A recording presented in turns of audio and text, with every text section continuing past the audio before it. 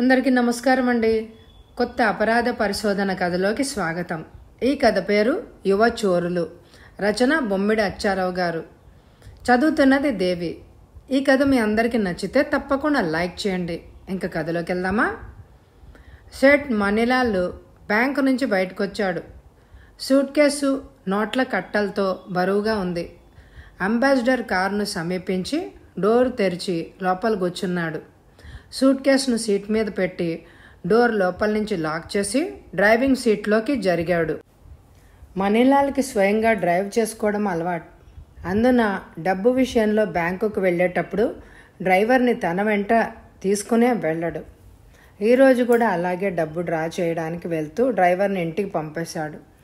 Ignition key తిప్పి car start చేశాడు. Car మెత్తగా దూసిపోతోంది. ఊరి చివరగా అధునాతనంగా 4 అంతస్తుల మేడ కట్టుకున్నాడు మునీలాల్. నిత్యం అతని ఇంటిని 2 గోర్ఖాలు 3 ఆల్సేషన్ కుక్కలు కనిపెట్టుకొని ఉంటాడు. మునీలాల్ కుటుంబ సభ్యులు తప్ప మరెవరూ గేటు దాటి లోపలికి అడుగు పెట్టరు. నిర్మానుష్యంగా ఉన్న తార్ రోడ్డు మీద జర్రున్న జారుతోంది కొత్త అంబాసిడర్ కార్. సరిగ్గా అప్పుడే మునీలాల్ మెడ దగ్గర చల్లటి వస్తువు మొనగుచ్చుకుంది. చువ్వున తల తిప్పబోయి వెనక నుంచి వినిపించిన కర్కశమైన హెచ్చరికకు కట్టుబడిపోయి స్థాణువులాగా కూర్చుండిపోయాడు. కారు పక్కకు తీయి, ఆపేయి అన్నది ఆ గొంతు మళ్ళీ.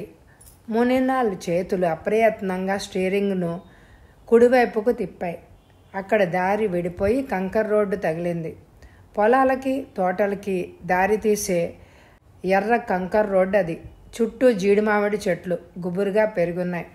ఎక్కడ మనుష్య సంచారం లేదు. ఎవరు? కోన్ హై తుమ్? వచ్చిరాని తెలుగులోనూ హిందీలోనూ అడిగాడు మనీలాల్. అతని గొంతు నూతిలోంచి పలికినట్టుగా ఉంది. తొడుక్కున్న మల్లెపూ లాంటి లాల్చి చెమటతో తడిసి ముద్దయిపోయింది. పచ్చటి అతడి ఒంటి రంగుని బహిర్గతం చేస్తోంది. మనిషి నిలువెల్లా వణికిపోతున్నాడు. మేమెవరమో నీకు అనవసరం. ఆ సూట్ కేసు ఇలా ఇవ్వు అన్నది మరొక గొంతు. ఒక్కరికన్నా ఎక్కువే ఉన్నారు దుండగులు అనుకున్నాడు మనీలాల్. అతడి చేతులు అప్రయత్నంగా డబ్బున్న సూట్ కేసుని ఆప్యాయంగా గుండెలను అదుముకున్నాయి. పసిపిల్లవాడిని తన నుంచి దూరం చేస్తుంటే వెలవెల్లాడే తల్లిలాగా, గ్రద్ద బారి నుంచి పిల్లల్ని పొదివి కాపాడుకునే కోడిలాగా ఉన్నాడు మనీలాల్ ఆ సమయంలో. మిస్టర్ మనీలాల్, నీ ప్రాణాల కన్నా డబ్బు ఎక్కువ కాదని నీకు తెలుసు. ఎందుకు అనవసరంగా నిండు ప్రాణాన్ని పోగొట్టుకుంటావు? నీ నుంచి నయాన కాకున్నా భయాన నీ ప్రాణాలు తీసి మరీ సూట్ కేసు పట్టుకెళ్ళగలం. కమాన్, ఇలా ఇవ్వు మొదటి గొంతు హెచ్చరించింది. మనీలాల్ సూట్ కేసును మరింత కంగారుగా ఖర్చుకుపోయాడు. అంతే, మరుక్షణం అతని నెత్తి మీద బలమైన దెబ్బ పడింది. అది పిస్తోలు మడమ దెబ్బ. మరి కిక్కురు మనకుండా సీట్లోకి ఒరిగిపోయాడు. సూట్ కేసు మనీలాల్ పొట్ట నుంచి రెండో వ్యక్తి గుంజుకున్నాడు. మరుక్షణం వాళ్ళిద్దరూ మనీలాల్ని కిందకు తోసేసి కార్ స్టార్ట్ చేసుకొని మళ్ళీ వచ్చిన దారినే వెనక్కు బయలుదేరారు. జంక్షన్ వరకు వచ్చాక కారును రోడ్డుకు పక్కగా వదిలేసి కిందకి దిగారు. 10 గజాలు నడిచాక ఖాళీ ఆటో వాళ్ళకి ఎదురొచ్చింది. ఆటో ఎక్కి కూర్చున్నారు. ఎక్కడికి పోవాలో చెప్పారు. ఆటో వేగాన్ని పుంజుకుంది. నా భార్యకి ప్రాణం మీదకు వచ్చిందయ్యా, ఒక 500 ఇప్పించండి అన్నాడు ఆ యువకుడు.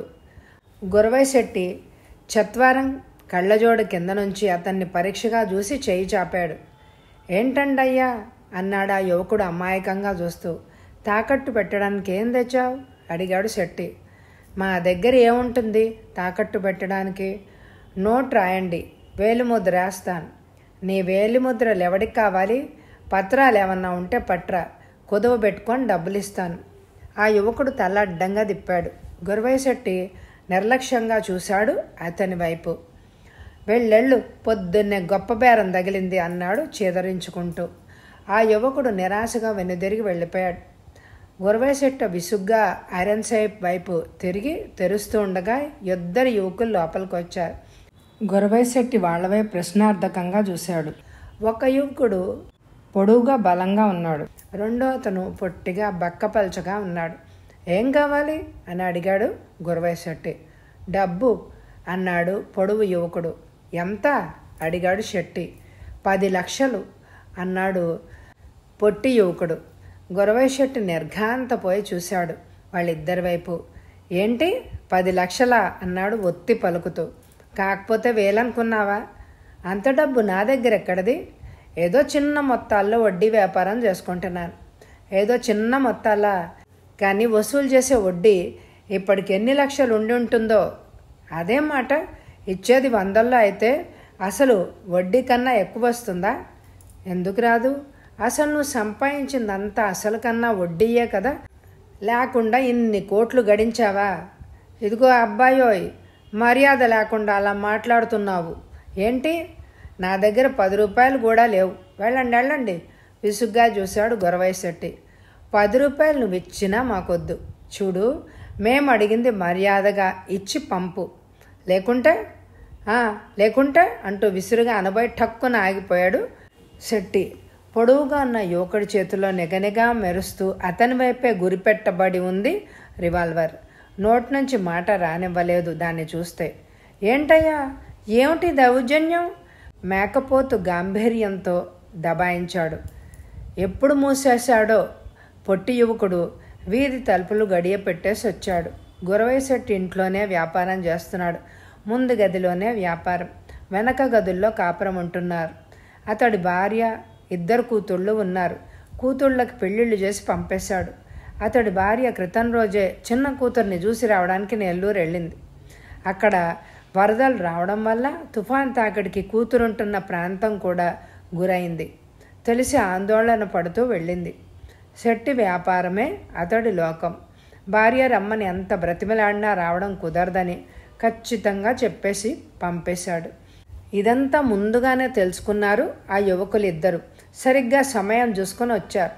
అప్పుడు సాయంత్రం 6 గంటలు దాటి 10 నిమిషాలైంది. కస్టమర్లు వచ్చే టైం అదే. అందుకే శెట్టి ముందు గదిలో సిద్ధంగా ఉన్నాడు. దౌర్జన్యాలు చెయ్యాలని మా ఉద్దేశం కాదు. మమ్మల్ని రెచ్చగొట్టకుండా డబ్బిచ్చేస్తే నీ చిటికన్న వేలు కూడా ముట్టుకోకుండా అందుకని వెళ్ళిపోతాం. నీదే ఆలస్యం, చిన్నగా నవ్వుతూ అన్నాడు పొడవు యువకుడు. ఏంటయ్యా ఇచ్చేది? నా దగ్గర అంత డబ్బు అసలు ఎక్కడుంది? ఓ 1000 రూపాయలు ఇస్తాను, తీసుకెళ్ళిపోండి. ఆటే బెట్టు చేస్తే పోలీసుల్ని పిలుస్తా, జాగ్రత్త బెదిరించాడు శెట్టి. పోలీసుల్ని పిలవడానికి నువ్వంటూ అసలు బ్రతికుండాలి కదా. నువ్వు ఫోన్ వైపు జరిగిన మరుక్షణం నా రివాల్వర్ నుంచి వచ్చే బుల్లెట్ దూసుకుపోతుంది. అది నీ గుండెల్లో నిద్రపోతుంది. ఎందుకొచ్చిన రభస? 10 లక్షలు ఇచ్చి పంపేశాయి. బాబాయ్, అవతల బేరాలు పోతున్నాయి నీకు. తలుపులు మూసి ఉండడం చూసి కస్టమర్లు వెళ్ళిపోతూ ఉంటారు. పొడవు యువకుడు రివాల్వర్ ఫర్మ్గా పట్టుకొని గురి చూసుకుంటూ అన్నాడు. గురవయ్య శెట్టి మొహంలో ప్రేతకళ వచ్చేసింది. 10,000 కాదు, 10 లక్షలు. ఎన్నాళ్ళు సంపాదిస్తే వస్తుంది? ఎంతమందిని నిలువున ముంచితే సంపాదించగలడు? రూపాయి వడ్డీ రూపంలో కూడబెట్టింది ఈ దోపిడీ రాస్కల్స్కి ఇవ్వడానికా? ఉత్త పుణ్యానికి ఎందుకు వదులుకోవాలి అంత డబ్బు? గురవయ్య శెట్టిలోని వ్యాపారి అందుకు ససేమేర అంగీకరించలేదు. శెట్టి, అనవసరంగా కాలయాపన చేసేస్తున్నావు. మా చేత హత్య చేయించకు, ఈసారి పొట్టి యువకుడు హెచ్చరించాడు. శెట్టిలో అప్పటికే చలనం లేదు. పొడవు యువకుడు సేఫ్టీ క్యాచ్ తప్పించాడు. రివాల్వర్ నుంచి బుల్లెట్ రిలీజ్ అయింది. అది సూటిగా పోయి ఐరన్ సేఫ్కి తగిలింది. ఆ గుండు తన గుండెల్లోనూ దూరినట్టు కెవ్వుమన్నాడు గురవయ్య శెట్టి.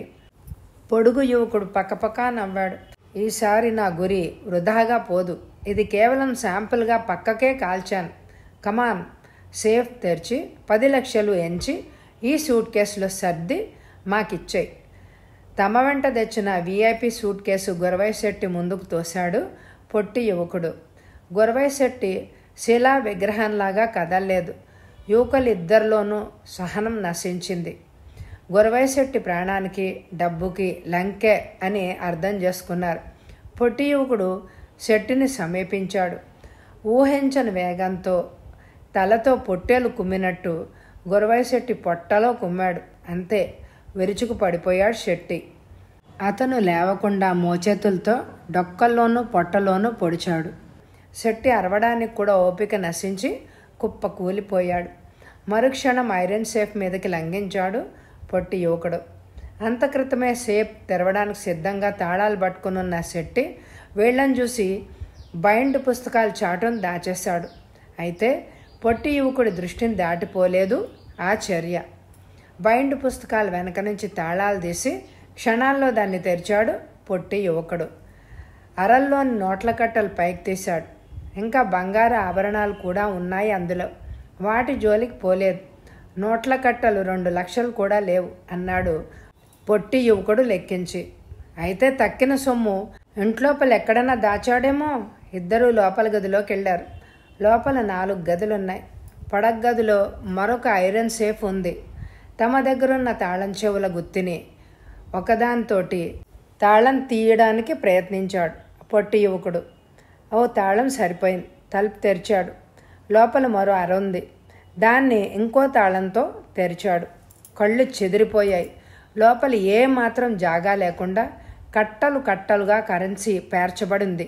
అందులోంచి డబ్బు ఎంత తీశాడో పొట్టి యువకుడు కేవలం 8 లక్షలు మాత్రమే తీసి సూట్ కేసులో సర్దాడు. తర్వాత ఐరన్ సేఫ్ మూసేశాడు. ఇంకా నోట్ల కట్టలు ఉన్నాయి కానీ వాటిని ముట్టలేదు. సేఫ్ లోపల పైన తమ వేలి ముద్రలు పడకుండా ముందే తోడుకున్న గ్లౌజెస్ని తీసి సూట్ కేసులో పడేసి మూత పెట్టేశాడు. ఆ తర్వాత ఇద్దరు ముందు గదిలోకి వచ్చారు. చలనం లేకుండా పడున్నాడు గురవైశెట్టి. వీధి తలుపు తెరవబోతూ కీ హోల్లోంచి బయటికి చూశాడు పొడుగు యువకుడు.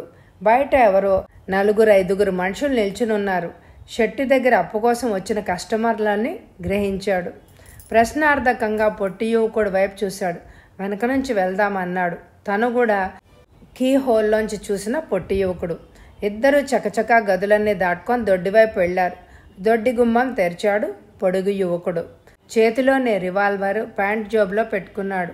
సందులోకి తెరుచుకుంది దొడ్డి మార్గం. ఒక్కసారి సందులోకి చూశారు వాళ్ళిద్దరూ. ఎవ్వరూ తమని గమనించడం లేదు అనే నిర్ధారణ చేసుకున్నాక సందులోకి ప్రవేశించారు. చకచకా నడుచుకుంటూ సందు చివరికి వచ్చారు. అంతదాకా దూరంగా ఆగి ఉన్న మారుతి కారు ఒకటి వారి ముందుకొచ్చి ఆగింది. డ్రైవర్ సీట్లో ఉన్న వ్యక్తి వాళ్ల వంక నవ్వుతూ చూశాడు. సూట్ కేసుతో పాటు వాళ్ళిద్దరు వెనక సీట్లో కూర్చున్నారు. మరుక్షణం ఆ మారుతి కారు ఎటో వేగంగా దూసుకుపోయింది. కిరణ్, ఇప్పటికి నగరంలో 9 దోపిడీలు జరిగాయి. అన్నీ మేజర్ థ్రెట్స్. మొత్తం రాబడి 90 లక్షలు. ప్రతిసారి 10 లక్షలు చొప్పున చాలా కాలిక్యులేటెడ్గా దోపిడీలు జరిగాయి. ఒకే ముఠా జరుపుతోందని అర్థమైంది. చిత్రం ఏమిటంటే ప్రతి దోపిడీలోనూ 2 వ్యక్తులే ఉండడం, వాళ్ళిద్దరూ యువకులు కావడం, తమ ముఖ కవళికలు దాచుకోవడానికి వాళ్ళు ఎలాంటి జాగ్రత్తలు తీసుకోకపోవడం ముఖ్య అంశాలు. ఒకచోట దోపిడీ చేసిన జంట మరొక చోట చేయడం లేదు. అంటే మొత్తం 9 జంటలు, అంటే 18 మంది యువకులు ఈ రాబరీస్ కండక్ట్ చేశారు. ఇంకా ఎంతమంది ఉన్నారో, ఎన్ని దోపిడీలు టార్గెట్గా పెట్టుకున్నారో అనూహ్యంగా ఉంది. గుక్క తిప్పుకోకుండా చెప్పేసి టేబుల్ మీద ఉన్న గ్లాసుడి నీళ్లు గటగటా తాగేశాడు క్రైమ్ బ్రాంచ్ ఇన్స్పెక్టర్ శ్రీనివాస్. అతనికి ఎదురుగా కూర్చుని అంతవరకు అతను చెప్పిన ప్రతి విషయాన్ని శ్రద్ధగా విన్న డిటెక్టివ్ కిరణ్ కుర్చీలోంచి వెనక్కి వాలి కప్పు వైపు కాసేపు చూస్తూ ఉండిపోయాడు. తర్వాత శ్రీనివాస్ వైపు తిరిగి, అతి త్వరలో నీకు మరొక రాబరీ గురించి మెసేజ్ రావచ్చు అని కిరణ్ అంటుండగానే ఫోన్ గణగణా మోగింది. శ్రీనివాస్ రిసీవర్ ఎత్తి హలో అన్నాడు. కాసేపు అవతల వైపు నుంచి వస్తున్న మెసేజ్ విన్నాడు. అతని మొహం తెల్లగా పాలిపోయింది. ఏదో రాబరీ జరిగిపోయింది. సరిగ్గా 10 లక్షలు హాట్ క్యాష్. 2 యువకులు ఈసారి కూడా దోపిడీ చేశారు చెప్పాడు శ్రీనివాసు ఫోన్ పెట్టేస్తూ. ఇదివరకటి కేసుల్లో లాగానే ఎప్పుడు కూడా ఎలాంటి రక్తపాతమూ జరగలేదు. కేవలం అతన్ని బెదిరించి 10 లక్షలు తీసుకుపోయారు. అవునా? అవును. ఇప్పటికి 20 మంది యువకులు రంగం మీదకి వచ్చారు. ₹1,00,00,000 కలెక్ట్ చేశారు. శ్రీనివాసు తలూపాడు. అయితే ₹1,00,00,000 సంపాదించడం టార్గెట్గా పెట్టుకున్నారంటావా అని అడిగాడు. ఈ దేశంలో కోటీశ్వరులు చాలామందే ఉన్నారు అన్నాడు కిరణ్ నవ్వుతూ. శ్రీనివాస్కి అర్థమైంది. అయితే వీళ్ళ ఆట కట్టించేదెలా? ఇప్పటికే కమిషనర్ లెవెల్ నుంచి హయ్యర్ అథారిటీస్ మమ్మల్ని షంటేస్తున్నారు. మా అసమర్థతని తీవ్రంగా దూషిస్తున్నారు. ఇప్పటి వరకు జరిగిన 9 దోపిడీల్లోనూ ఒక్క దొంగను కూడా పట్టుకోలేకపోయినందుకు మమ్మల్ని సామూహికంగా సస్పెండ్ చేస్తామని అంటున్నారు. ఈ క్లిష్ట పరిస్థితిలో నువ్వే మమ్మల్ని గట్టున పడేయాలి బ్రదర్ అంటూ ఆక్రోశించాడు. కిరణ్ అంతవరకు జరిగిన దోపిడీల గురించిన వివరాలు చదవడంలో మునిగిపోయాడు. అన్నీ ప్రీ ప్లాన్డ్గానే జరిగాయి. దోపిడీకి గురైన కోటీశ్వర్లందరూ అక్రమ ఆర్జనలకు అలవాటు పడ్డవారే. వాళ్ళు సామాన్యుల జోలికి, ఒక మాదిరి ధనవంతుల జోలికి పోలేదు. ఎవ్వరిని హత్య చేయలేదు, ఎవరి మీద కక్ష తీర్చుకోలేదు, ఎవరి నుంచి 10 లక్షలు తక్కువ ఎక్కువ తీసుకోలేదు. వీళ్ళు ఎక్కడి నుంచో వచ్చిన వాళ్ళేం కాదు, లోకల్గా ఉంటున్న వాళ్ళు. నగరంలోని ప్రముఖుల గురించి బాగా వివరాలు తెలిసిన వాళ్లే అయి ఉండాలి. అయితే వీళ్ళు కేవలం ధనార్జన కోసమే అయితే ప్రతి ధనవంతుణ్ణి దోచుకోవచ్చు. కానీ వాళ్ళు కేవలం అన్యాయ ఆర్జితుల మీదనే పడుతున్నారు. అలాంటి శ్రీమంతుల్ని ఎందుకో దోచుకుంటున్నారు. దోచుకున్న లక్షలు ఏం చేస్తున్నారు? అసలు వీళ్ళెవరు? చదువుకున్న నిరుద్యోగులా? ఈ వ్యవస్థ మీద విసిగిపోయి చివరికి ఈ అకృత్యాలకి పాల్పడుతున్నారా? మరి వీళ్ళందరూ కలిసికట్టుగా ఈ దోపిడీ చేయకుండా కేవలం 2 మాత్రమే ఎందుకు చేస్తున్నారు? ఒకసారి కనిపించిన వాళ్ళు మళ్ళీ కనిపించకుండా పకడ్బందీగా ఎంతో అనుభవం ఉన్న గజ దొంగల్లాగా వీటిని నిర్వహించడం, ఒకడు కూడా ఇప్పటిదాకా పట్టుబడకపోవడం చూస్తుంటే వీళ్ళు దుర్భేద్యమైన వ్యూహం పన్ని దాన్ని అక్షరాల అమలు జరుపుతున్నారని తెలుస్తోంది. వీళ్ల స్థావరాన్ని కనిపెట్టగలిగితే ఈ దోపిడీలని తక్షణం అరికట్టవచ్చు. కానీ అది సాధ్యమయ్యే పనేనా? కనీసం ఒక్కడైనా రెడ్ హ్యాండెడ్గా పట్టుకోగలిగితే చాలు. ముఠానంతా వలపన్ని పట్టేయొచ్చు. కానీ వాళ్ళు ఇప్పటిదాకా చిన్న ఆధారం కూడా వదలలేదు. లేదా పోలీసులు ఎలాంటి క్లూ సాధించలేకపోయారు అనే చెప్పాలి. ఇన్స్పెక్టర్ శ్రీనివాస్ ఆశగా ఆత్రంగా కిరణ్ ముఖంలోకి చూస్తున్నాడు. అతడి నోటి నుంచి ఎలాంటి మాట వెలువడుతుందోనని తదేకంగా ఒళ్ళంతా చెవులు చేసుకొని సిద్ధంగా ఉన్నాడు. కిరణ్ లేచి నించున్నాడు. ఏదో డిటెక్టివ్ని వెంటనే కలుసుకుంటే మనకేదైనా అనుకూలమైన సమాచారం దొరకవచ్చు. అడ్రస్ నోట్ చేసావు కదూ అన్నాడు. శ్రీనివాస్ తలూపి అదే నేను చెప్పాలనుకున్నాను, వెళదామా అన్నాడు హ్యాట్ నెత్తిన పెట్టుకుంటూ. లెటస్ ప్రొసీడ్ అన్నాడు కిరణ్. మరొక 2 నిమిషాల తర్వాత కిరణ్ శ్రీనివాసులను మోసుకుంటూ దిల్షుక్ నగర్ వైపు దూసుకుపోయింది పోలీస్ జీప్. అది 4 అంతస్తుల భవనం. డబ్బునే ఇటుకలుగా పేర్చి కట్టారా అన్నంత వైభవంగా, టీవీగా, గర్వంగా వెలిగిపోతోంది. చుట్టూ 2 నిలువు ప్రహరీ గోడలు జైలు గోడల్ని తలపింపజేస్తోంది. గేట్ నుంచి దాదాపు 100 గజాల దూరం వరకు పూల మొక్కలు బాటకిరువైపులా స్వాగతం పలుకుతున్నట్టు గాలికి తలలోపుతున్నాయి. ప్రహరీ లోపల ఆవరణంతా రకరకాల పళ్ళ చెట్లు ఉన్నాయి. ఆ భవనం యజమాని నగరంలోకెల్లా పెద్ద బిజినెస్ మ్యాగ్నెట్ రాజా నాయుడు. అతడికి 2 సినిమా థియేటర్లు, కొన్ని ప్రముఖ కంపెనీల్లో షేర్లు ఉన్నాయి. అవిగాక నగర శివార్లలో అక్రమంగా ఆక్రమణ చేసిన బంజరు భూములు కూడా ఉన్నాయి. ఇళ్ల స్థలాలుగా వాటిని ప్రస్తుతం విపరీతమైన ధర పలుకుతోంది. అవి చాలదు అన్నట్టు ప్రభుత్వం బలహీన వర్గాల కోసమని పట్టాలిచ్చిన స్థలాలను కూడా కారు చవగ్గా వాళ్ల నుంచి కొట్టేసి లోపాయికారీగా ఉద్యోగస్తులకు అమ్మేశాడు నాయుడు. పై స్థిరాస్తులతో పాటు కొన్ని 100 తులాల బంగారం, ఎన్నో లక్షల బ్లాక్ మనీ అతడి ఖజానాలో మూలుగుతోంది. కిరణ్ శ్రీనివాసులు వెళ్లిన సమయానికి రాజానాయుడు తన విశాలమైన తోటలోని లాన్స్లో అశోకవనంలో సీతమ్మోర్లాగా దిగులుపడి సర్వం కోల్పోయిన వాళ్ళ కూర్చున్నాడు. అతని వాలకం చూస్తుంటే అతి దగ్గర బంధువును పోగొట్టుకున్న వాళ్ళలాగా ఉన్నాడు. అప్పుడు సమయం సాయంత్రం 4 గంటలైంది. చోరీ ఎలా జరిగిందో కాస్త వివరిస్తారా అడిగాడు కిరణ్. పరిచయాలు అయ్యాక రాజానాయుడు గొంతు సవరించుకొని చెప్పసాగాడు. నేను మధ్యాహ్నం భోంచేసి విశ్రమిస్తూ ఉండగా ఎవరో 2 యువకులు నా దర్శనం కోసం వచ్చారని మా నౌకరు చెప్పాడు. వాళ్ళని సాయంత్రం రమ్మనమని కబురు చేశాను నౌకర్తో. అయితే ఆ పని చాలా అర్జెంట్ అని, కేవలం 10 నిమిషాల్లో తమ పని పూర్తి చేసుకొని పోతామని తిరుగు కబురు పెట్టారు. ఇక చేసేదేమీ లేక విశ్రాంతిని మానుకొని లేచాను వాళ్ళని పంపమని చెప్పి. వాళ్ళు నేను విజిటర్స్ రూమ్లోకి వచ్చే లోపల సరాసరి నా పడగదిలోకే వచ్చేశారు. అకస్మాత్తుగా తలుపులు మూసేశారు. వాళ్ళిద్దరి చేతుల్లోనూ 2 రివాల్వర్స్ ఉన్నాయి.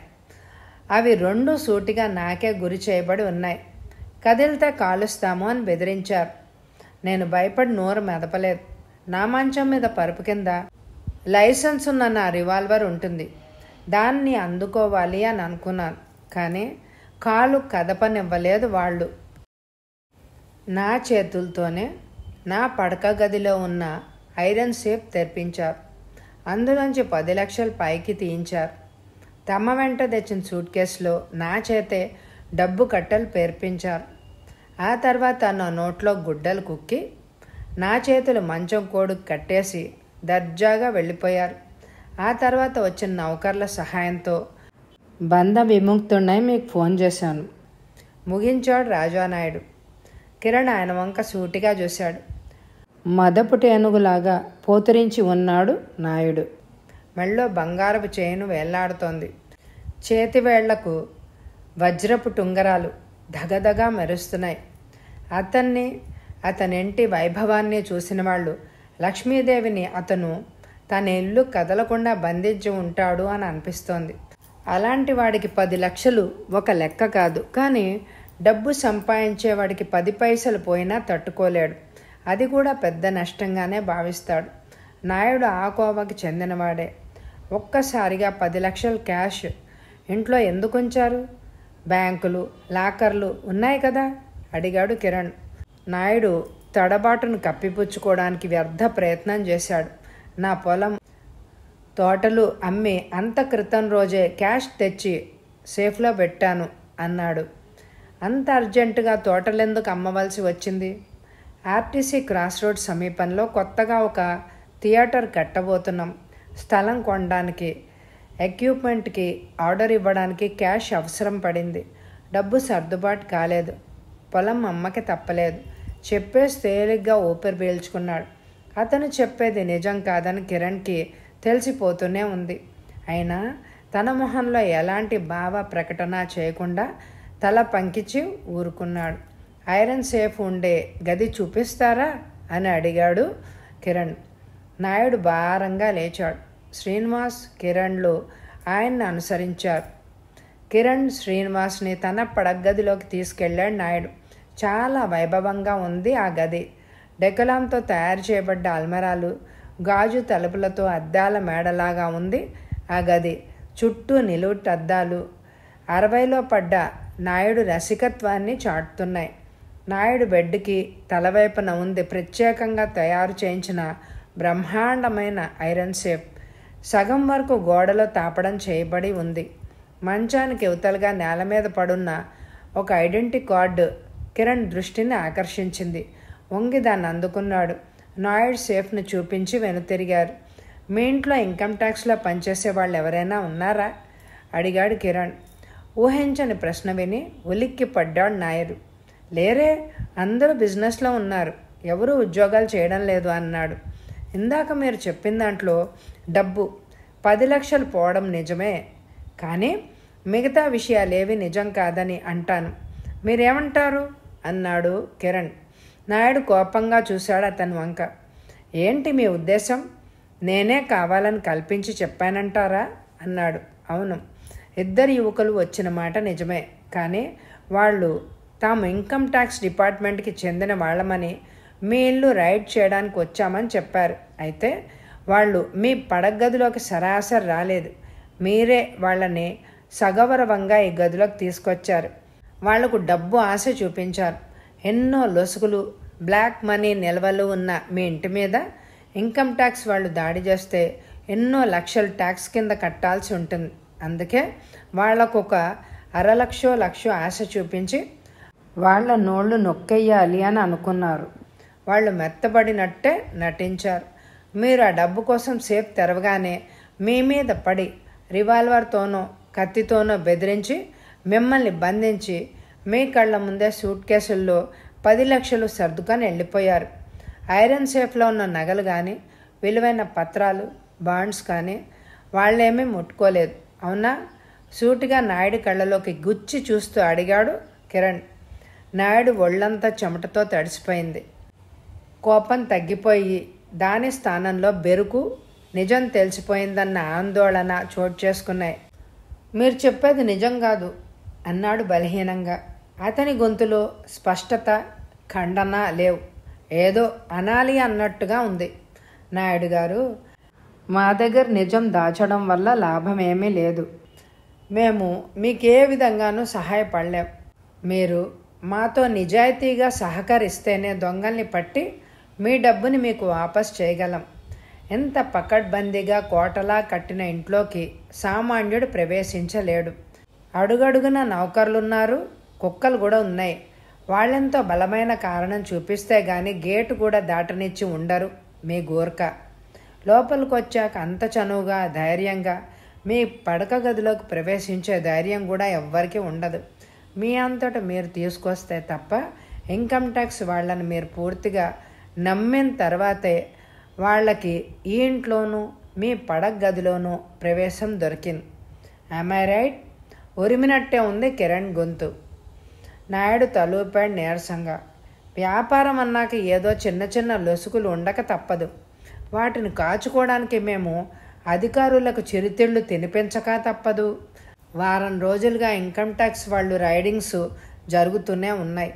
స్పెషల్ స్క్వాడ్ వస్తున్నాయి. అందుకని పాత వాళ్ళని తడిపినా లాభం లేక మా జాగ్రత్తలో మేము ఉంటున్నాం. తాము స్పెషల్ స్క్వాడ్ అని చెప్పగానే ఐడెంటిఫికేషన్ కార్డ్ చూపించమన్నాను. అందులో ఒక యువకుడు చూపించాడు. ఫోటోతో పాటు అంతా ఖచ్చితంగా ఉంది. నమ్మక తప్పలేదు. సెర్చ్కి అనుమతిస్తే వాళ్ళు అనుమానం ఉన్న చోట గడ్డపారతో ఇల్లంతా తవ్వి పారేస్తారు. అందుకే వాళ్ళను ముందుగానే డబ్బాస చూపించాను. లొంగిపోయారు. నా గదిలోకి తీసుకెళ్ళి డబ్బు ఇవ్వబోయాను. అదే నేను చేసిన పొరపాటు. నేను రహస్యంగా ఎక్కడో దాచిన క్యాష్ నన్ను భయపెట్టి నా చేత తీయించారు. నిజానికి సేఫ్లో చాలా కొద్ది మొత్తం మాత్రమే ఉంది. 10 లక్షలు వాళ్లే డిమాండ్ చేశారు. తప్పనిసరి పరిస్థితిలో ఇచ్చాను చెప్పాడు నాయుడు. కిరణ్ తనకు దొరికిన ఐడెంటిఫికేషన్ కార్డ్ చూపించి, ఈ ఫోటోలో ఉన్న యువకుడు ఆ 2 డెకాయిట్స్లో ఒకడు, అవునా అన్నాడు. నాయుడు కళ్ళు పెద్దవి చేసి దాని వంక చూసి, ఎగ్జాక్ట్లీ ఇదే కార్డు నాకు అతను చూపించాడు. రెండో అతను కూడా తన ఫోటో ఉన్న కార్డు చూపించాడు. దీన్ని బట్టే నమ్మేశాను. ఇలాంటి ఐడెంటిఫికేషన్ కార్డ్స్ గతంలో ఒకసారి రైడ్ జరిపినప్పుడు చూశాను అన్నాడు. అంతలో ఏదో గుర్తొచ్చి, మీకు ఈ కార్డు ఎలా దొరికింది అడిగాడు నాయుడు. ఎంత క్రితం? ఇది ఇక్కడే నాకు కనిపించింది. దీన్ని బట్టే మీరు మొదట చెప్పిందంతా అబద్ధం అని గ్రహించాను. ఎనీహౌ దోపిడీ చేసిన 2 యువకుల్లో ఒకటి ఫోటో అనుకోకుండా మనకు చిక్కింది. తక్కిందంతా మేము చూసుకుంటాం. ఇంకా మీరు చెప్పే ముఖ్యమైన సంగతులు ఏమైనా ఉన్నాయా? I want truth. కళ్ళబొల్లి కల్పనలు కాదు. కిరణ్ గొంతు కంచు కంఠంలాగా మోగింది. నాయుడు మొహం నల్లగా మాడిపోయింది. సారీ, ఇంకేం లేదు అన్నాడు. కిరణ్, శ్రీనివాసులు బయటకొచ్చి జీప్ ఎక్కారు. ఈ ఫోటోని బట్టి దొంగల్ని పట్టుకోవడం కష్టం కాదనే ధైర్యం కలిగింది నాకు అన్నాడు శ్రీనివాసు దారిలో. ఈ ఫోటోలో ఉన్నవాడు పాత కేడి కాదు.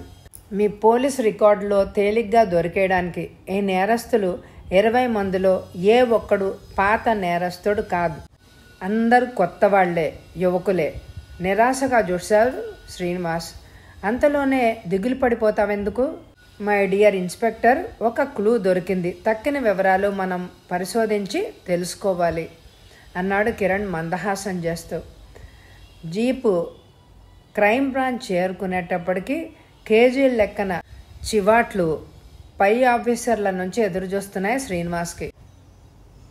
సమయానికి మీరు ఖర్చులన్నీ భరించి ఆపరేషన్ జరిపించి ఉండకపోతే నా బిడ్డ నిష్కారణంగా చనిపోయి ఉండేవాడు బాబు.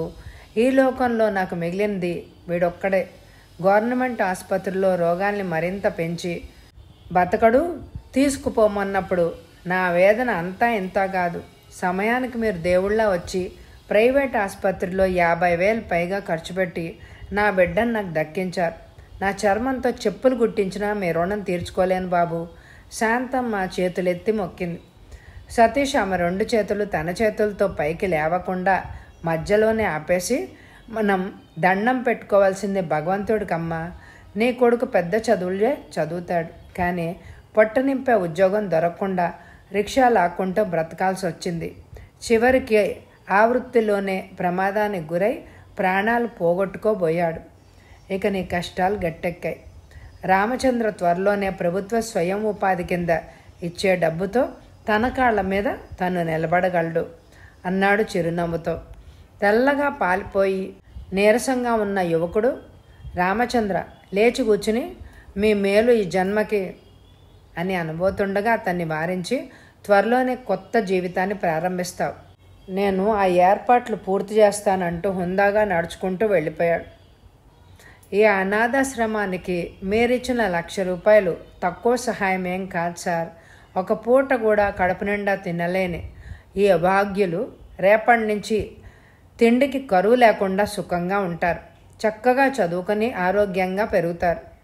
మీ వితరణ అవధులు లేనిది అన్నాడు శరణాలయం అధికారి చెమ్మగిల్లిన కళ్ళతో.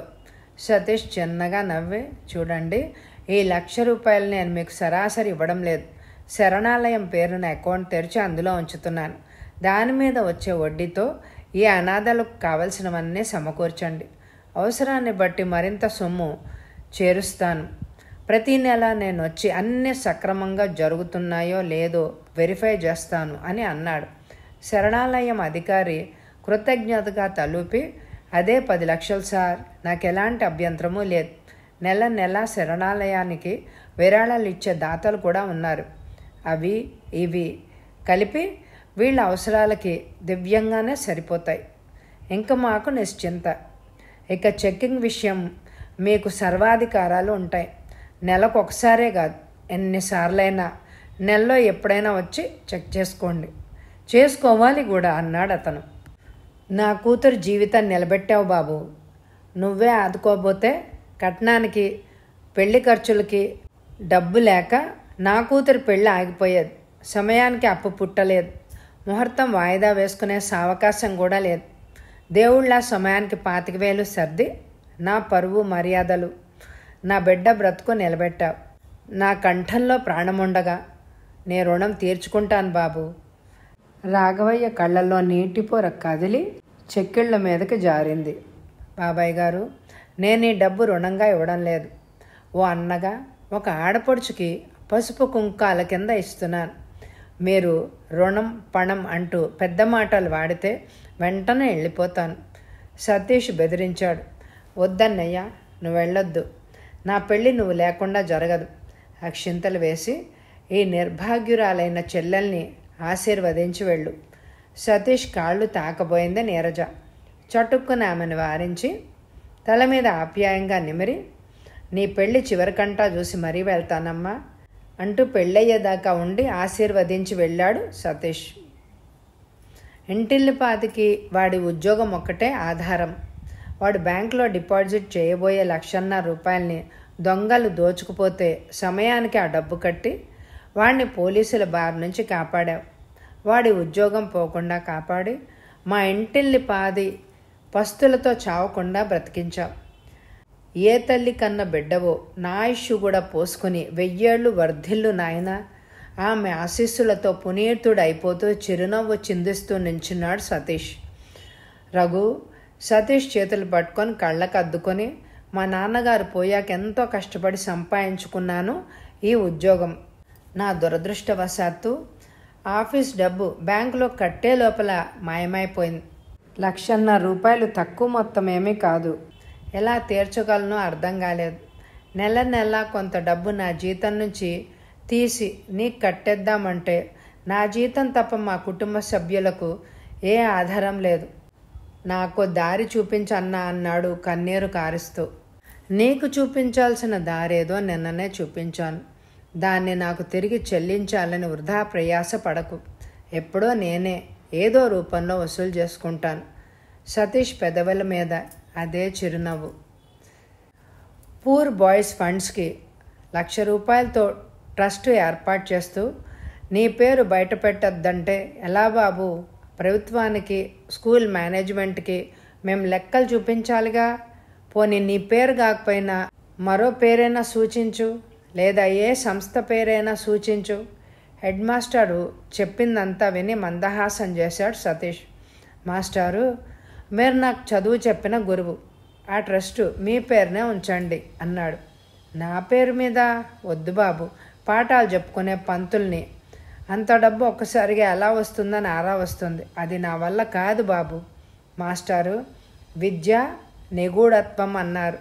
ఈ డబ్బుతో చదువుకునే స్తోమత లేకపోయినా చదువు మధ్యంతరంగా ఆపేస్తే ఎందరో బీద విద్యార్థులు, ప్రతిభావంతులైన పేదవాళ్ళు చదువుకొని పైకొస్తారు. అలాంటి మహత్కార్యానికి ఈ డబ్బు ఉపయోగపడేటట్టు ఇది ఎవరిచ్చారు అన్న వివరాలు ఎందుకు మాస్టారు? సరే, మీరంతగా బలవంతం చేస్తున్నారు కాబట్టి దీన్ని ఏపీ బాంధవ్ అని పేరు మీద నడిపించండి అన్నాడు సతీష్. హెడ్ మాస్టర్ తెల్లబోయి, ఏపీ బాంధవా? అలాంటి పేరు కూడా ఉంటాయా అన్నాడు. ఎందుకుండవు మాస్టారు, ఏపీ బాంధవ్ అంటే ఆపద్ బాంధవుడు అని అర్థం అన్నాడు సతీష్. హలో, ఎవరు మాట్లాడేది? సతీష్ అడిగాడు ఫోన్లో. ఏపీ బాంధవ్ కావాలి అన్నారు అవతల నుంచి. ఎస్ స్పీకింగ్ అన్నాడు సతీష్. కలప 2 లక్షలు, ఆస్బెస్టాస్ షీట్లు 15 లక్షలు. Okay. Cement, bricks, other expenditure కోసం 10 లక్షలు. మందులు, మెడికల్ హెల్త్ సర్వీసెస్ కోసం 1,00,000. అలాగే మరొక విషయం మర్చిపోయావు, డ్రింకింగ్ వాటర్ ప్రొవైడ్ చేయాల్సిన అవసరం ఎంతైనా ఉంది. వాటర్ బర్న్స్, డిసీజెస్ రావడానికి ఎంతో స్కోప్ ఉంది. అవును, ట్యాంకర్ల ద్వారా నీరు సరఫరా చేయి. ఇదివరకే ఏర్పాట్లు చేశాం కదా, అందుకోసం 25,000 ఖర్చు అవుతుంది. సరే, మొత్తం అమౌంట్ డీడీ పంపిస్తాను. ఏర్పాట్లు సక్రమంగా ఉండేలాగా మీరందరూ శ్రద్ధ తీసుకోవాలి. Sure sure, thank you. Receiver పెట్టేశాడు సతీష్. ఇప్పటి వరకు 10 దోపిడీలు జరిగాయి, ఒక్కటి కూడా పరిష్కరించబడలేదు. మా ఉద్యోగాలు ఊడిపోయేలా ఉన్నాయి. శ్రీనివాస్ వాపోయాడు. కిరణ్ జాలిగా చూశాడు అతని వంక. ఒక్క కేసు కూడా అంటున్నావు, ఒక్క కేసు సెటిల్ అయితే తక్కిన 9 పరిష్కారం అయిపోయినట్టే కదా. ఆ ఫోటో నిజం ఫోటోనే అంటావా? ఫోటో నిజం ఫోటోయే, కానీ ఐడెంటిఫికేషన్ కార్డు, డిపార్ట్మెంట్ సీల్స్, సంతకాలు అన్నీ డూప్లికేట్. రాజానాయుడిని బుట్టలో వేయడానికి ఆ దొంగలు పన్నిన మాస్టర్ ప్లాన్. మనకు కావలసింది ఆ ఫోటోలోని వ్యక్తి. అతనే రాజానాయుడిని దోచిన దుర్మార్గుడు. సో అతన్ని ట్రేస్ చేయగలిగితే మబ్బు విడిపోయినట్టే. ఆ వ్యక్తి అంత నిర్లక్ష్యంగా తన ఐడెంటిటీ గురించి ఏమాత్రం శ్రద్ధ తీసుకోకుండా ప్రవర్తించాడు అంటే అతనికి ఎంత ఆత్మవిశ్వాసం ఉందో అర్థమవుతోంది. అంత తేలిగ్గా మనకు చిక్కడు అని నా నమ్మకం. ఎనీహో, మన ప్రయత్నాలు మనం చేద్దాం. ఆ మాస్టర్ బ్రెయిన్ని మించిన వ్యూహం పన్నాలి మనం. చెప్పు బ్రదర్, నిప్పుల్లో దూకమన్నా సముద్రంలో మొలగమన్నా చేస్తాను. అంత కష్టపడక్కర్లేదు. కానీ ఈ యువ చోరులు బాగా డబ్బున్న వాళ్ల మీదే దాడి చేస్తున్నారు. అదీగాక ఆ ధనవంతులు అన్యాయంగా దారుణంగా ఆర్జించిన వాళ్ళై ఉంటున్నారు. దీన్ని బట్టి మనకు అర్థమైంది ఏమిటి అంటే, ప్రజల్ని ఘోరంగా దోచుకుని కోట్లు గడించిన వాళ్ళ ఇళ్లే దోపిడీ చేస్తున్నారు, చేస్తారు. కాబట్టి నగరంలో అలాంటి బడా బాబులు ఎందరున్నారో లెక్కదీసి వాళ్ళ దగ్గర మనం మాటు వేసి ఉండాలి. అప్పుడు పిట్టలు సరాసరి వచ్చి వలలో చిక్కుతాయి అన్నాడు కిరణ్. సాధారణంగా కోట్లు గడించిన వాళ్ళందరూ దాదాపుగా ప్రజల్ని వంచించో దోచుకునో అక్రమంగా ఆర్జించిన వాళ్లే. అలాంటి వాళ్ళు నగరంలో 100ల సంఖ్యలో ఉంటారు. వాళ్ళందరినీ కవర్ చేయాలంటే కష్టమంటావు. మీ డిపార్ట్మెంట్ చిన్నదేం కాదు కదా. ఒక్కో ఇంటి దగ్గర 2 చొప్పున నిఘా వేయించు. వాళ్ళందరికీ మినీ వైర్ సెట్లు ప్రొవైడ్ చేయి. వాటితో కంట్రోల్ రూమ్కి రిలేషన్స్ ఏర్పాటు చేయి. అయితే మనం ఈ ఏర్పాట్లు చేస్తున్నట్టు ఆ యువ చోరులకే మాత్రం తెలియకూడదు. అలా జరిగితే ముందే జాగ్రత్త పడిపోతారు, ఎప్పటికీ మనకు చిక్కరు, హెచ్చరించారు కిరణ్. శ్రీనివాస్ తలూపి, ఇప్పటి నుంచి ఆ అరేంజ్మెంట్స్లో నేను ఉంటాను. సరే, ఇంకేం చేయమంటావో చెప్పు అన్నాడు. ఒకసారి తక్కిన 9 మంది కోటీశ్వరుల్ని కలిసి వాళ్ళ కథనాల్ని కూడా విందాం. వాళ్ళు యువచోరుల రూపురేఖ విలాసాల్ని వర్ణించి చెప్తే వాటిని మనం బాగా గుర్తుపెట్టుకొని మన వేట సాగిద్దాం. మనుషుల్ని చూసింది వాళ్ళు, మనం ఎలా గుర్తుపట్టగలం? మెదడులో వాళ్ళు 20 మంది ఇప్పటిదాకా మారు వేషం వేయలేదు. తమ ఒరిజినల్ రూపాల్లోనే ధైర్యంగా నేరాలు చేశారు.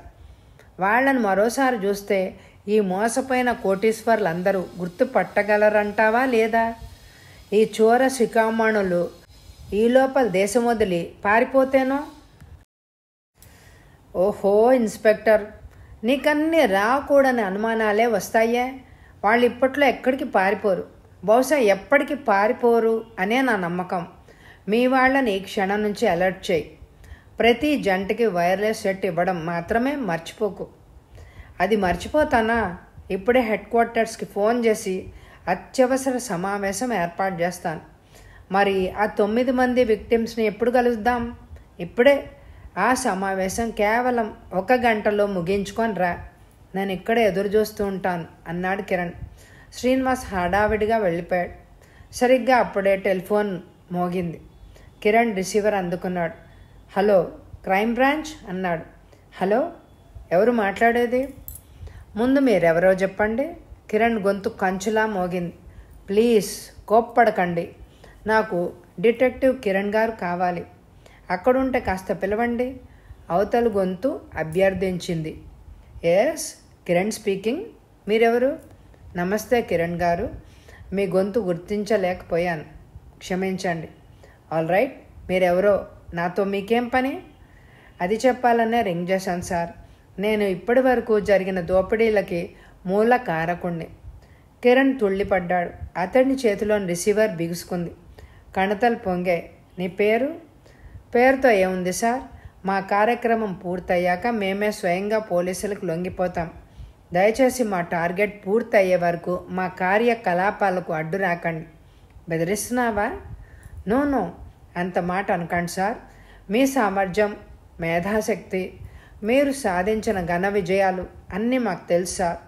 ఎన్నో క్లిష్టమైన కేసుల్ని సునాయాసంగా పరిష్కరించి జాతీయ, అంతర్జాతీయ నేరస్తుల్ని మీరు చట్టానికి పట్టి అప్పగించడం కూడా మాకు తెలుసు. ఈ కేసులో మీరు పనిచేస్తున్నారని ఇంతకు కొద్ది నిమిషాల క్రితమే మాకు తెలిసింది. మీరు కలగజేసుకుంటే మా ఆట కట్టయిపోతుందని, మా లక్ష్యం నెరవేరకుండా మేము దొరికిపోతాము అని భయపడుతున్నా. మీకు చేతులెత్తి నమస్కరిస్తున్నా. దయచేసి ఈ కేసు నుంచి విరమించండి. మిస్టర్, చాలా తెలివిగా మాట్లాడుతున్నావో అమాయకుడువో అర్థం కావడం లేదు. లక్షలకు లక్షలు దోపిడీ చేస్తూ నగరంలోని ధనిక వర్గాన్ని, పోలీసుల్ని అదరగొడుతూ విశృంఖలంగా స్వైర విహారం చేస్తున్న మిమ్మల్ని నేను క్షమించలేను. మిమ్మల్ని పట్టి బంధించే వరకు విశ్రమించను. నాకు ఫోన్ చేసి చాలా శ్రమ తీసుకున్నావు. ఇప్పటికైనా మించిపోయిందేమీ లేదు. స్వచ్ఛందంగా లొంగిపోదలుచుకుంటే యు ఆర్ మోస్ట్ వెల్కమ్, లేదా మా పరిశోధనలో పట్టుబడక తప్పదు. ఇబ్బడి ముబ్బడిగా శిక్ష అనుభవించక తప్పదు. Be careful. కిరణ్ గారు, మేమనుకున్న లక్ష్యం సగం మాత్రమే నెరవేరింది. తక్కిన సగం పూర్తయిన వెంటనే మేమే స్వయంగా పోలీసులకి లొంగిపోతాము అని మరొకసారి వినయంగా మనవి చేస్తున్నాను. మేం పేదవాళ్ళని, అమాయకుల్ని, న్యాయంగా సంపాదించిన ధనికుల్ని దోచుకోవడం లేదు. ప్రజల్ని, ప్రభుత్వాన్ని మోసం చేసి అన్యాయంగా, అక్రమంగా సంపాదించిన కొద్ది మంది కోటీశ్వరుల నుంచి స్వల్పంగా పెనాల్టీ వసూలు చేస్తున్నాం అంతే. మీరీ పాటికే మా పద్ధతిని గ్రహించి ఉంటారు. దయచేసి 1 వారం రోజుల పాటు మీరు జోక్యం చేసుకోకుండా ఉంటే ఈ లోపల మేము అనుకున్నది సాధిస్తాం. తృప్తిగా సరెండర్ అయిపోతాం. మిస్టర్, నీ ఉపన్యాసం ఆపు. ఎంతసేపు ఏదో లక్ష్యం, టార్గెట్ అంటూ చెప్తున్నావేంటి? అదేంటో నాకు చెప్పు. అది సమంజసమైనదే అయితే, ప్రజలకు ఉపయోగకరమైంది అని నాకు అనిపిస్తే నేను కూడా నీకేదైనా సలహా ఇవ్వగలను. అంతేగాని మరొక్క దోపిడీకి కూడా అనుమతించలేను. క్షమించను. కిరణ్ గొంతు స్థిరంగా నిశ్చలంగా పలికింది. క్షమించండి. మా లక్ష్యం పూర్తయ్యే వరకు మేం లొంగం. త్వరలో నేను స్వయంగా మిమ్మల్ని కలుసుకొని అంతా వివరిస్తాను. నా కోరిక మన్నించి 1 వారం రోజులు మీరు అంతరాయం కలిగించరని విశ్వసిస్తున్నాను. మరొకసారి చేతులు జోడించి నమస్కరిస్తున్నాను అన్నాడు. Sorry mister. సంఘ విద్రోహ శక్తుల గుండెల్లో నిద్రపోతాడు ఈ కిరణ్. నువ్వు నీ సహచరులు చేస్తున్న ఈ దోపిడీలను నేను క్షమించలేను. మిమ్మల్ని శిక్షించక తప్పదు. మరోసారి ఆఖరిసారి హెచ్చరిస్తున్నా. మీ అంతట మీరే సరెండర్ అయిపోయినా సరే, లేదా త్వరలో అతి త్వరలో మీ అందరినీ పట్టి చట్టానికి అప్పగిస్తాను. సారీ కిరణ్ సాబ్, ఆరంభించిన పనిని మధ్యలో వదిలిపెట్టలేను. Wish you best of luck. Wish you bad luck అంటూ ఫోన్ క్రెడిల్ చేశాడు కిరణ్. మరో గంట తర్వాత తిరిగి వచ్చిన శ్రీనివాస్ వంక ప్రశ్నార్థకంగా చూశాడు కిరణ్. అన్ని ఏర్పాట్లు పూర్తయ్యాయి. అన్యాయంగా అక్రమంగా ధనార్జన చేసిన కోటీశ్వరులు ఈ నగరంలో లెక్కకు మించే ఉన్నారు. అందరి ఇళ్ల దగ్గర మఫ్టీలో వాళ్ళని అరేంజ్ చేశాను. మా వాళ్ళని దొంగలకి అనుమానం రాకుండా రహస్యంగా అతి సహజంగా మా వాళ్ళు గస్తీ తిరిగే ఏర్పాట్లు చేశాం. ఈ డెకాయిడ్స్ తప్పించుకొని పోలేరు. శ్రీనివాస్ గొంతులో ఆవేశం కసి ధ్వనించాయి. నీ శత్రువుల్లో ఒక్కడిని ఇంత క్రితమే కలుసుకున్నాను చెప్పాడు కిరణ్. అదిరిపడ్డాడు శ్రీనివాస్ అతడి వంక చూసి. ఏడి ఎవడువాడు అన్నాడు ఆత్రంగా. ముఖస్థంగా కాదు, ఫోన్లో. ఏమంటాడు అసలు? ఎవడువాడు? ఎవడో తెలీదు, కానీ త్వరలోనే మనం బంధించగలం. వివరంగా చెప్పు బ్రదర్, సస్పెన్స్లో పెట్టక. చెప్తాను అన్నాడు కిరణ్ లేస్తూ. శ్రీనివాస్ అయోమయంగా చూశాడు. హలో, ఏపీ బాందో స్పీకింగ్ అన్నాడు సతీష్. నేను భారత్ని మాట్లాడుతున్నాను. అర్జెంటుగా 12 లక్షలు కావాలి. మెసెంజర్ చేత పంపించు. డీడీ ఎంఓలు ఆలస్యం అవుతాయి. అవతల వ్యక్తి కంగారుగా చెప్పాడు. అలాగే పంపిస్తాను, కానీ ఈరోజు వీలు కాకపోవచ్చు. అలా అంటే ఎలా బాందావ్? ఇంతవరకు వచ్చాక మనం వెనకాడితే ఎలా? ఇదే చాలా క్రిటికల్ పొజిషన్. అవును భారత్, కానీ నా దగ్గర ఇప్పుడు అంత క్యాష్ లేదు. ప్రస్తుతం 4 లక్షలు ఉంది. పంపిస్తున్నాను. రేపు ఉదయానికి తక్కింది పంపిస్తాను. సరే, అదేదో తొందరగా కానివ్వు, చాలా అర్జెంట్. ఇప్పుడే పంపిస్తున్నాను. అక్కడ పరిస్థితులు ఎలా ఉన్నాయి? అదుపులో ఉన్నట్టేనా? చాలా ఆశాజనకంగా ఉంది. ఇప్పుడు మనం ఆర్థికంగా ఎంతైనా ఆదుకోవాలి, అందుకే అర్జెంట్ అంటున్నాను. ఓకే, మరొక అరగంటలో మన శ్యామ్ బయలుదేరుతున్నాడు. పెట్టేస్తున్నానే అన్నాడు. సరిగ్గా అప్పుడే ఒక 50 ఏళ్ల వ్యక్తి లోనకొచ్చాడు. ప్రశ్నార్థకంగా చూశాడు సతీష్. బాబు, ఒక 10,000 సర్దగలవా? అల్లుడు అమ్మాయిని వేధిస్తున్నాడు. పెళ్ళికి ఆదుకున్నావు, మళ్ళీ అడగడానికి నోరు రావడం లేదు అన్నాడు ఆయన. చూడండి బాబాయ్ గారు, పెళ్ళి ఆగిపోతుందన్న సమయంలో కట్నానికి లాంఛనాలకి చాలా డబ్బిచ్చాం అల్లుడికి.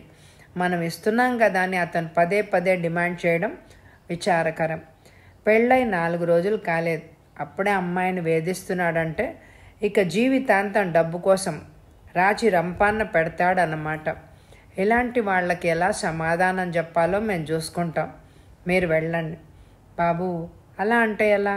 ఎంతైనా అల్లుడు. మీరు కలగజేసుకుంటే దాని కాపరం ఏమైపోతుందో. ఒక 10,000 సర్దితే అమ్మాయి సంసారం చక్కబడుతుంది. మీకు అది ఒక లెక్కలోది కాదు.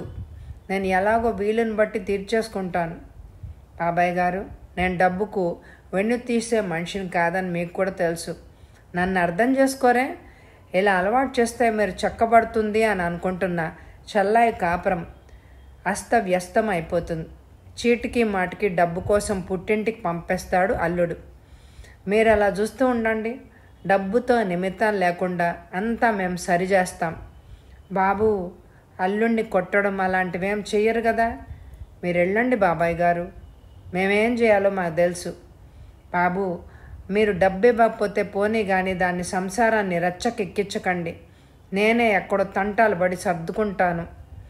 మీరు ఇదివరకు ఇచ్చిన సొమ్ముని ఎలాగో వీలు వెంట తీర్చుకుంటాను. బాబాయ్. సతీష్ గొంతులో ఆవేదన, బాధ తొంగిచేశాయి. మీరు నన్ను చాలా అపార్థం చేసుకుంటున్నారు. మీ వ్యక్తిగత విషయంలో తలదూర్చే అధికారం మాకు లేదు. అవసరానికి సహాయపడడం మా ధర్మంగా భావించాం, చేశాం. All right. ఇక మీ అమ్మాయి విషయంలో మేము ఎలాంటి జోక్యం చేసుకోం. మీరు నిశ్చింతగా ఉండొచ్చు. సతీష్ కంటలు రుద్దుకొని కుర్చీలో శిలా విగ్రహంలా కూర్చుండిపోయాడు. చివరకు తను చేసిన దానికి ఇదా ప్రత్యుపకారం? నిందలు నిష్ఠూరాలేనా కడకు మిగిలేది? ఆపదలో సహాయపడినందుకు సంతోషించేది పోయి ఇంకా ఇంకా సాయం చేయాలి అని కోరడం, చెయ్యపోతే ఇంత క్రితం చేసిన దాన్ని కూడా తృణప్రాయంగా చూడడం, ఇదా తను కోరుకున్నది? మనుషులు ఇంత స్వార్థపరులా? చేసిన మేలు ఇంత త్వరగా మర్చిపోయే కృతజ్ఞులా? సతీష్ మనసు వికలమైపోయింది.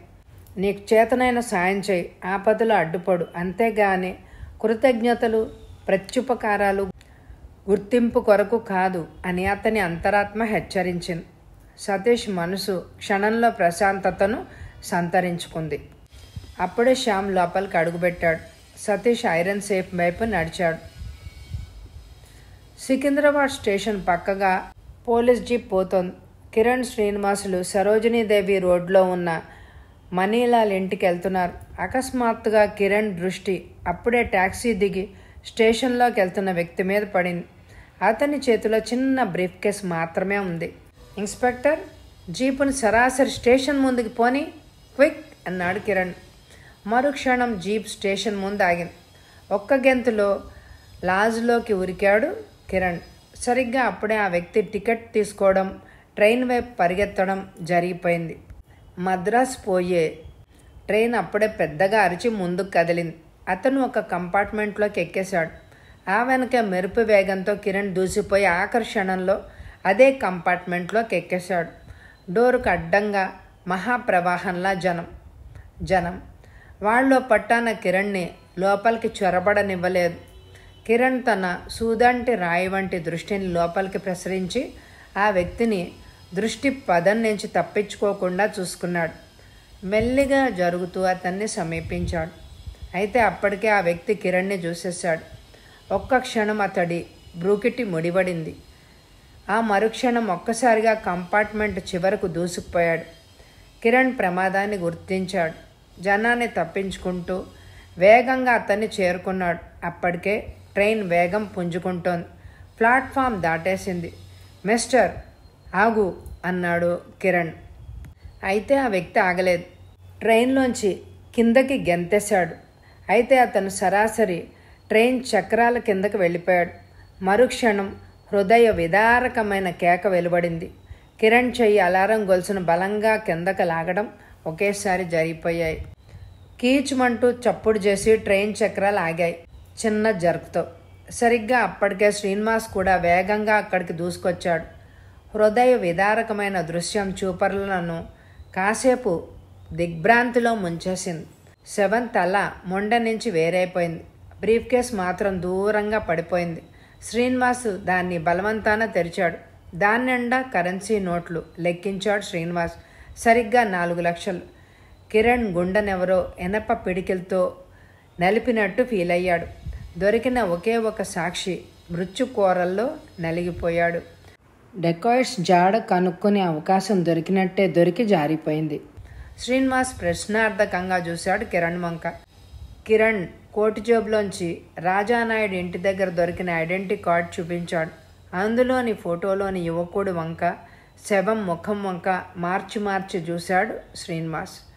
My God! డెకాయిట్! అప్రయత్నంగా నోటి నుంచి వెలువడ్డాయి 2 మాటలు. ఈ ఫార్మాలిటీస్ అన్నీ ఎవరికైనా అప్పగించాయి, మనం వెంటనే వెళ్ళాలి అన్నాడు Kiran. Srinivasu station master room వైపు వేగంగా నడిచాడు.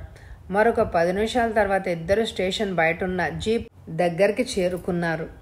కిరణ్ స్టీరింగ్ ముందు కూర్చున్నాడు. జీప్ని పోనిచ్చారు. ఇంతలో బీప్ అంటూ సిగ్నల్ రావడం మొదలైంది. శ్రీనివాస్ అటెండ్ అయ్యాడు. వింటున్న అతని కళ్ళు మెరిశాయి. కిరణ్ జీప్ని పక్కగా తీసి నిలిపాడు. సేట్ చందన్లాల్ ఇంట్లో ఇంతకు కొద్ది నిమిషాల క్రితం 2 యువకులు ఓ సూట్ కేసుతో ప్రవేశించారట. అక్కడ సెంట్రీలుగా ఉన్న మన ఏజెంట్స్ మెసేజ్ పంపారు అన్నాడు శ్రీనివాస్ కిరణ్ వైపు టెన్షన్తో చూస్తూ. కిరణ్ వెంటనే మెసేజ్కి తను అటెండ్ అయ్యాడు. మీరు వాళ్ళని నిరాటంకంగా తమ పని పూర్తి చేసుకోనివ్వండి. వాళ్ళు బయటకు వచ్చే వరకు మీరు అక్కడే ఉండండి. మేము 10 నిమిషాల్లో చేరుకుంటాం అక్కడికి. ఈ లోపల వాళ్ళు బయటకు వచ్చి వెళ్ళిపోతుంటే వాళ్ళని వెంటనే వెంబడించండి. ఏ రూట్లో వాళ్ళు వెళ్తున్నది మాకు కంటిన్యూస్గా మెసేజ్ పంపుతూ ఉండండి. దాన్ని బట్టి మేము ఫాలో అవుతాం. ఎట్టి పరిస్థితుల్లోనూ వాళ్ళని ఆపొద్దు. ఓవర్ అన్నాడు కిరణ్. తర్వాత శ్రీనివాస్కి సెట్ని అందించి హెడ్ క్వార్టర్స్కి మెసేజ్ పంపు. ప్రస్తుతానికి చందన్లాల్ ఇంటి సమీపంలో వెయిట్ చేయమని చెప్పు. తరువాత ఎక్కడికి ఫాలో కావాల్సింది చెప్పమని చెప్పు అన్నాడు. శ్రీనివాసు మెసేజ్ పంపుతూ ఉండగా మెరుపు వేగంతో జీప్ని హ్యాబిట్స్లో ఉన్న సేట్ చందన్లాల్ నివాసానికి దూసుకుపోనిచ్చాడు కిరణ్. దారిలోనే శ్రీనివాసు తన కాకి దుస్తుల మీద మామూలు సివిల్ దుస్తులు తొడిగేశాడు. హ్యాట్ తీసేసి పక్కన పెట్టాడు. జీప్ని హ్యాబిట్స్ పోలీస్ స్టేషన్ దగ్గర ఆపేశాడు కిరణ్. అక్కడ సిద్ధంగా ఉన్న అంబాసిడర్ కారులోకి చాలా వేగంగా షిఫ్ట్ అయి బయలుదేరారు వైర్లెస్తో పాటు. మరొక 2 నిమిషాల్లో కారు చందన్లాల్ నివాసానికి చేరుకుంది. కారుని దూరంగా పార్క్ చేసి చందన్లాల్ ఇంటి మీద దృష్టి సారించాడు కిరణ్. సెంట్రీలు ఇద్దరు మఫ్టీలో పాన్ షాప్ ముందు కూర్చుని ఉండడం కనిపించింది. అంటే లోపలికి వెళ్ళిన యువకులిద్దరు ఇంకా బయటికి రాలేదన్నమాట. శ్రీనివాస్ కిరణ్ వంక ప్రశంసాపూర్వకంగా చూశాడు. సమయానికి స్పాట్కి చేరినందుకు. మరొక 5 నిమిషాలు బరువైన సూట్ కేసును మోసుకుంటూ ఇద్దరు యువకులు బయటికి రావడం, ఎక్కడి నుంచో ఒక స్పోర్ట్స్ కార్ దూసుకురావడం, ఇద్దరు యువకులు అందులో ఎక్కి కూర్చోవడం, స్పోర్ట్స్ కార్ వేగంగా నాంపల్లి వైపు దూసుకుపోవడం చాలా వేగంగా జరిగిపోయాయి. కిరణ్ ఏమాత్రం ఆలస్యం చేయకుండా ఇంజన్ స్టార్ట్ చేసి నాంపల్లి వైపు ఉరికించాడు అంబాసిడర్ కార్ని. స్పోర్ట్స్ కార్ చాలా వేగంగా ఉరకలేస్తూ పోతోంది. అప్పుడు సమయం సాయంత్రం 4 గంటలు. పట్టపగలు కోటీశ్వరుల ఇళ్లలోకి ప్రవేశించి అంత ధైర్యంగా రాంసంగా మొత్తాల్ని రాబరీ చేస్తున్న ఈ డెకాయిట్స్ని చూస్తుంటే కిరణ్ శరీరం రోమాంచితమైంది. ఏంటి వీళ్ళ మొండి ధైర్యం? దీన్ని వాళ్ళ సామర్థ్యం అనాలా? పోలీసుల వైఫల్యం అనాలా? స్పోర్ట్స్ కారు లకడీ కప్పుల మీదుగా సరాసరి సాగిపోతోంది. తమ వెనక ఏదైనా వాహనం కానీ మరెవరైనా అనుసరిస్తున్నారో లేదో వాళ్ళు అనుమానించినట్టే లేదు.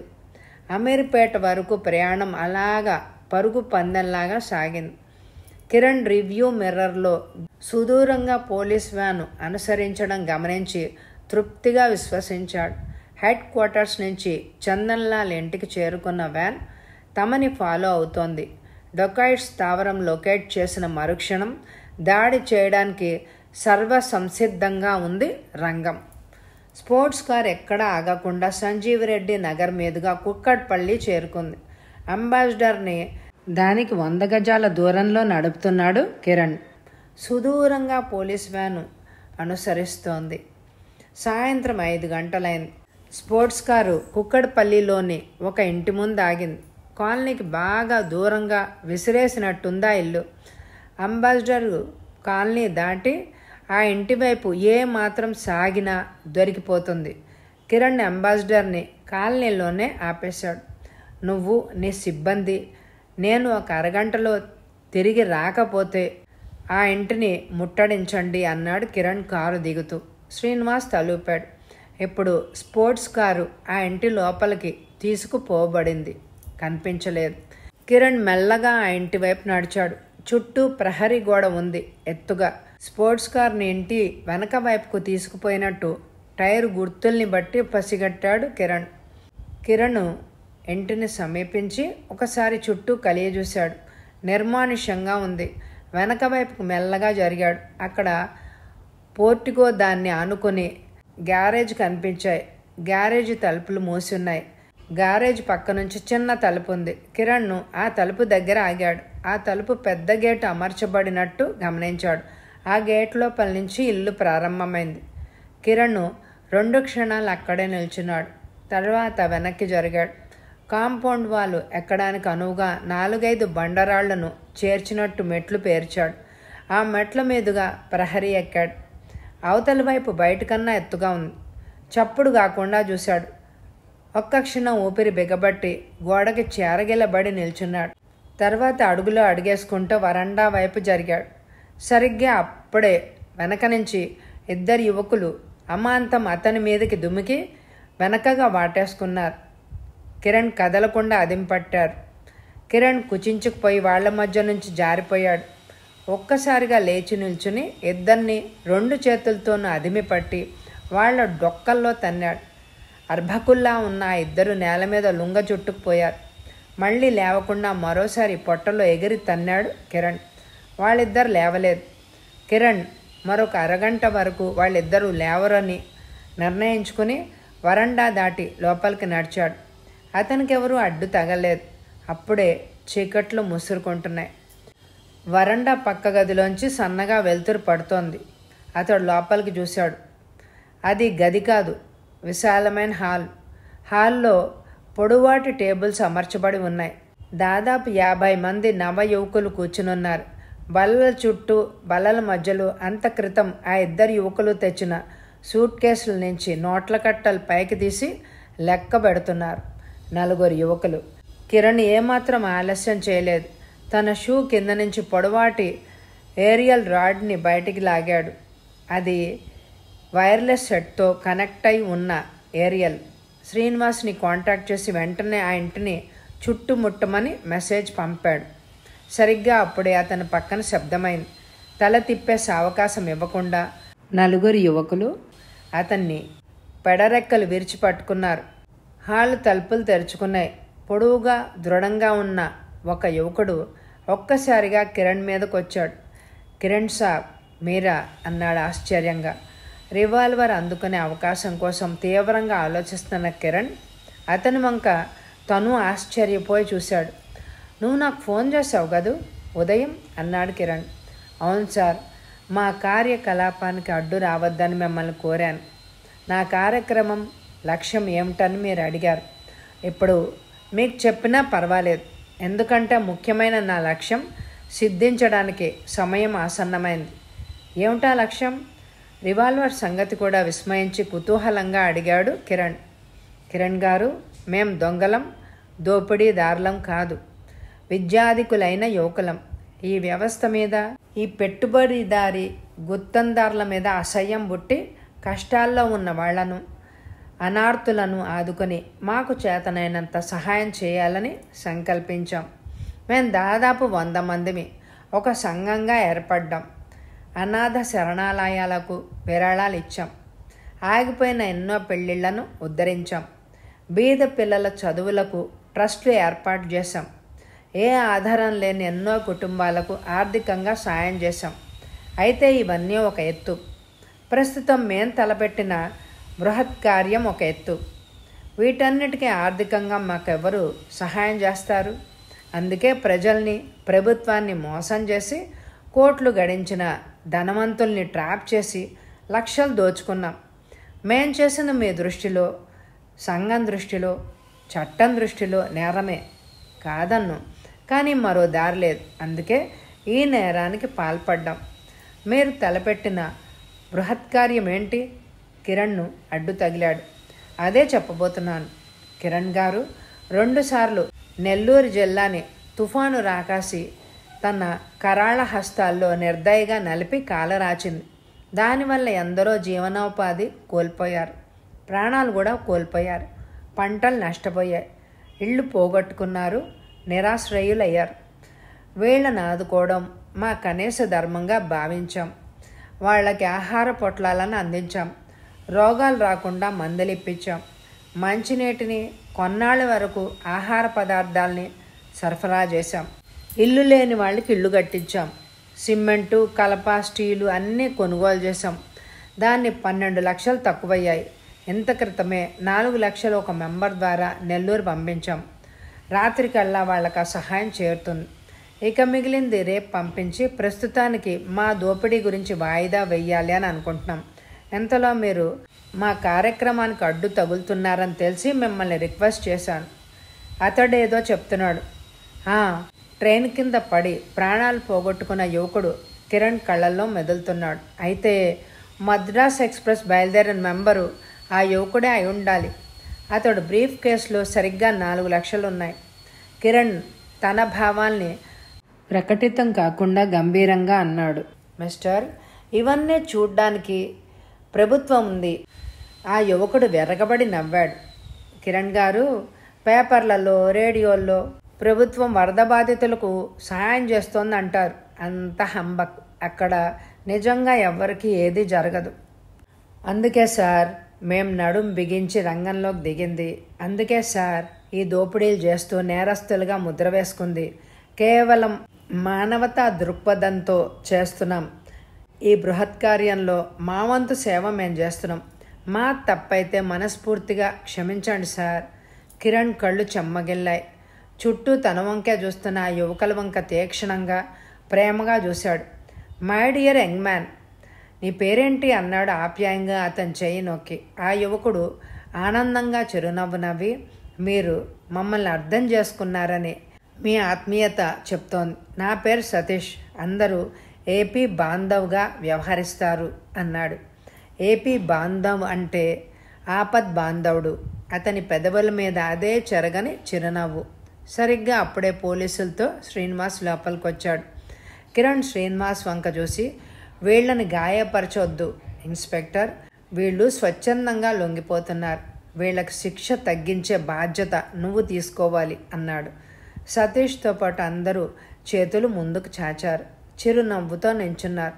ఆ చిరునవ్వులు పసిపాప నవ్వుల్లాగా ఉన్నాయి. కథ సమాప్తం. ఈ కథ మీ అందరికీ నచ్చితే తప్పకుండా లైక్ చేయండి. Thank you very much my dear friends.